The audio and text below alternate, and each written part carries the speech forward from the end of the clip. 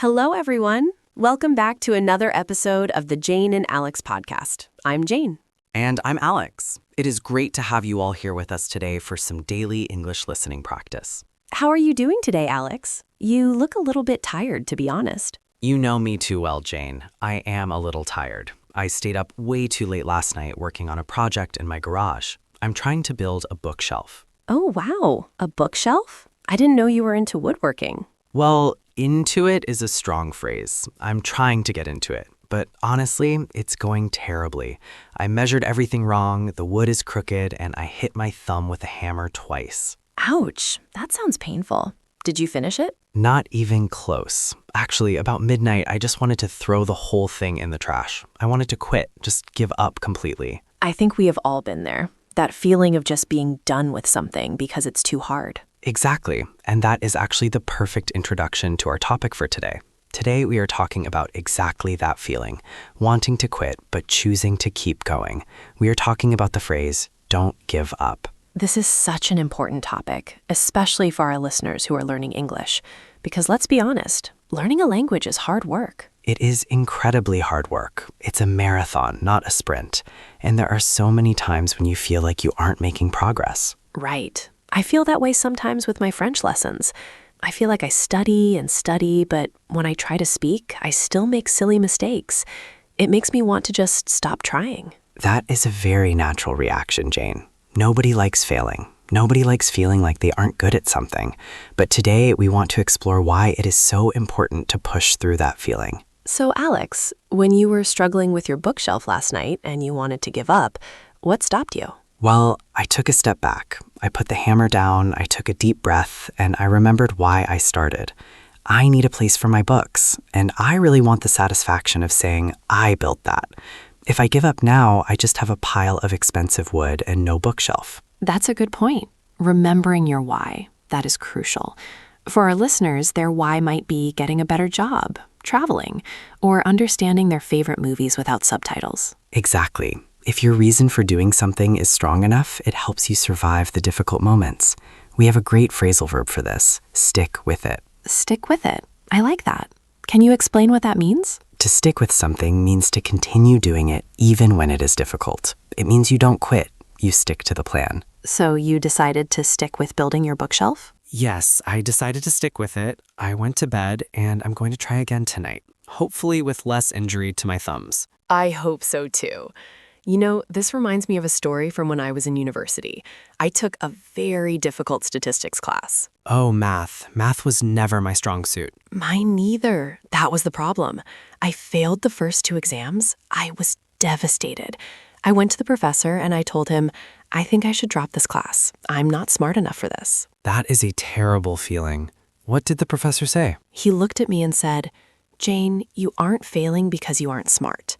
You are failing because you are trying to memorize the formulas instead of understanding the logic. Don't give up yet. Try a different approach. That is powerful advice. Try a different approach. Sometimes we think the only options are keep doing the same thing or quit. But there is a third option. Change your strategy. Exactly. I got a tutor, I changed how I studied, and I ended up passing the class with a B. It wasn't an A, but I was so proud of that B because I didn't quit. A B earned through hard work is worth more than an A that came easily, in my opinion. That resilience is a skill in itself. Resilience. That's a great vocabulary word. Can you define that for our listeners? Sure. Resilience is the ability to recover quickly from difficulties. It's toughness. If you are resilient, you can get knocked down, but you stand back up again. Like a rubber band. You can stretch it and pull it, but it bounces back to its original shape. Great analogy. Yes, being resilient is like being a rubber band. In language learning, resilience is crucial. You will have bad days. You will have days where you can't remember a simple word, or you misunderstand a conversation completely. A resilient learner laughs about it and tries again tomorrow. I think fear is a big reason why people give up. We are afraid of looking foolish. Absolutely. The fear of embarrassment. But Jane, tell me, have you ever judged someone else who was trying to speak English and made a mistake? Never. I actually admire them. I think, wow, they are brave enough to speak a second language. Exactly. Most people are kind. We are our own worst critics. We judge ourselves much harsher than anyone else judges us. That is so true. So we have stick with it. Are there any other idioms related to not giving up? Oh, there are many. One of my favorites is hang in there. Hang in there. I see that on posters sometimes, usually with a picture of a cute kitten hanging from a tree branch. Yes, that is the classic image. Hang in there is something you say to encourage someone who's going through a tough time. It means be patient. Things will get better. Don't let go. So, if I tell you, Alex, I'm so tired of studying phrasal verbs, they are so confusing, you could say, I would say, hang in there, Jane. Eventually, they will start to make sense. Another one I hear a lot is throw in the towel, but that means the opposite, right? Correct. Throw in the towel means to quit. It comes from boxing. When a boxer was getting beaten up too badly, his coach would throw a towel into the ring to stop the fight. It meant we surrender. So if I say, I'm ready to throw in the towel, it means I am ready to give up. Yes, and my job as your friend and as a teacher is to tell you, don't throw in the towel yet. You have more fight left in you. I love that. Okay, let's talk about the intermediate plateau. This is something many of our listeners mention in the comments. Ah, yes, the dreaded plateau. This is a very specific time when people tend to give up. Can you explain what a plateau is? Geographically, a plateau is a flat area of high ground. In learning, it describes a period where you stop seeing rapid progress. When you start learning English, everything is new. You learn hello, goodbye, cat, dog. You feel like you are learning so much every day. Right. The progress is very visible. You go from knowing 0 words to knowing 100 words. That's a huge jump. Exactly. But once you reach an intermediate level, B1 or B2, you already know the basics. Now you are learning nuance, complex grammar, and specific vocabulary. You might study for a month and feel like your level hasn't changed at all. That must be so frustrating. It feels like you are walking on flat ground, a plateau, instead of climbing up a mountain. Precisely. And that is when most people quit. They think, I'm stuck. I'm not getting better. What's the point? So how do we get past the plateau? How do we not give up during that phase? You have to change how you measure success. Instead of measuring how many new words you learned, measure how comfortable you feel. Or set very specific small goals. Small goals like what? Like, this week, I want to read one news article in English and understand the main idea. Or I want to watch one YouTube video without subtitles. These are small, achievable wins. I like that. Small wins keep you motivated. If you only look at the big goal, speak English perfectly, it feels impossible. But read one article feels possible. Exactly. It's about building momentum. Another phrase comes to mind. Keep your eye on the prize. Keep your eye on the prize. That means focusing on the end result, right? Yes. When the daily work is boring or hard, remind yourself of the reward at the end, the prize. I have a question, Alex. Is there ever a time when it is okay to give up? That is a very deep question, Jane. What do you think? Well, I think sometimes we confuse giving up with changing direction. For example, I tried to learn to play the violin years ago. I hated it. It hurt my neck, the sound was screechy, and I didn't enjoy the music. I stopped playing. Did I give up? I would say you pivoted. You realized that specific activity wasn't bringing value to your life. There is a difference between quitting because something is hard and quitting because it's not the right path for you. That's a relief, because I felt guilty about that for a long time. But I think with English, for our listeners, they are here because they want or need to learn. So quitting isn't usually about it being the wrong path, it's usually about it being hard. Correct. If you have a goal that matters to you, quitting just guarantees you will never reach it. As the famous quote says, you miss 100% of the shots you don't take. Oh, I love sports quotes. Who said that? Wayne Gretzky, the hockey player. If you don't shoot the puck, you can't score a goal. If you stop studying English, you definitely won't become fluent. It's simple logic, but hard to remember when you are tired. Speaking of tired, Alex, how do you handle burnout? Because sometimes we don't want to give up, we are just exhausted. That is a crucial distinction. Burnout is real. Sometimes the most productive thing you can do is rest. Not quit, but rest. Take a break, not a quit. Exactly.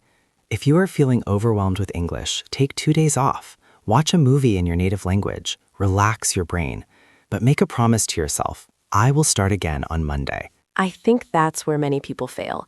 They take a break, but the break turns into a week, then a month, then a year. That is the danger zone. That's why you need a schedule or an accountability partner, someone to say, hey, break time is over, get back on the horse. Get back on the horse. There's another idiom. We are full of them today. We are. Get back on the horse means to return to an activity that you stopped or failed at. If you fall off a horse, you should get back on immediately so you don't develop a fear of writing. So if I have a bad conversation in English where I make a ton of mistakes, I should get back on the horse. Find someone else to talk to immediately. Prove to yourself that you can do it. That requires courage. It does, but learning is an act of courage. Every time you open your mouth to speak a foreign language, you are being brave. I love thinking of it that way. We are all brave warriors of language. Warriors of language. I might put that on a t-shirt. We should. Alex, do you have any stories of famous people who didn't give up? I find those stories very inspiring. Oh, there are hundreds. Think about J.K. Rowling, the author of Harry Potter. Oh, yes? What is her story? Before she published the first book, she was a single mother, living on government benefits and struggling with depression. She sent her manuscript to 12 different publishers. And all 12 rejected it. 12 professionals read Harry Potter and said, no thanks, this isn't good. that is insane to think about now. It's one of the most successful books in history. Exactly. Imagine if she had stopped after the 3rd rejection, or the 10th. But she didn't give up. She sent it to a 13th publisher, and the rest is history. That gives me chills. It just shows that rejection doesn't mean your work is bad. It just means you haven't found the right door yet. Or think about Thomas Edison, who invented the light bulb. It took him thousands of attempts to get it right. Didn't he say something like, I haven't failed, I've just found 10,000 ways that won't work? Yes, that is the ultimate growth mindset. Seeing failure as data. Seeing failure as a stepping stone to success. So for our listeners, if they try to use a new grammar structure and get it wrong, that isn't a failure. No, it's data. You now know one way not to use it. You are one step closer to getting it right. I really like that perspective. It takes the pressure off. We don't have to be perfect. We just have to be persistent. Persistence is the key. Talent is overrated. I know many talented people who never achieved their goals because they were lazy or gave up too easily. And I know many people with average talent who became incredibly successful because they just never stopped working. Hard work beats talent when talent doesn't work hard. Another sports quote. You are on fire today, Jane. I'm feeling motivated. I think I might even go home and try that French recipe again, the one I ruined last week. That's the spirit. And I will go home and try to fix my crooked bookshelf. We can hold each other accountable. Deal. Before we wrap up, let's summarize the main takeaways for our listeners today. What should they remember? First, the feeling of wanting to give up is normal. Everyone feels it, even experts. It doesn't mean you are weak. It just means you are doing something difficult. Second, remember your why. Connect with your original motivation.